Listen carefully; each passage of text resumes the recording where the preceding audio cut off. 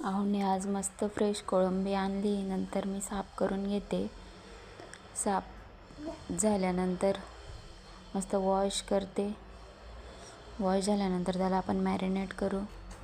एक अद्रक लसूण पेस्ट टाकली, निंबू, हळद पावडर, मिरची पावडर, चवीनुसार मीठ, मस्त मिक्स करून घ्यायचं आहे त्याला. नंतर अंडं टाकलं आहे. अंड्यातलं फक्त व्हाईट गिर टाकलं आहे. परत मिक्स करायचं. नंतर 2 चमचे कॉर्नफ्लॉवर टाकलं. त्याला मस्त मिक्स करायचं आहे. मिक्स झाल्यानंतर तेल तापत ठेवलं.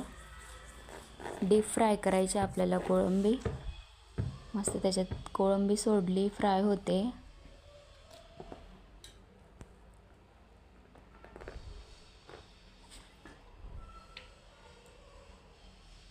फ्राय झाल्यानंतर मस्त चवीला अप्रतिम लागते.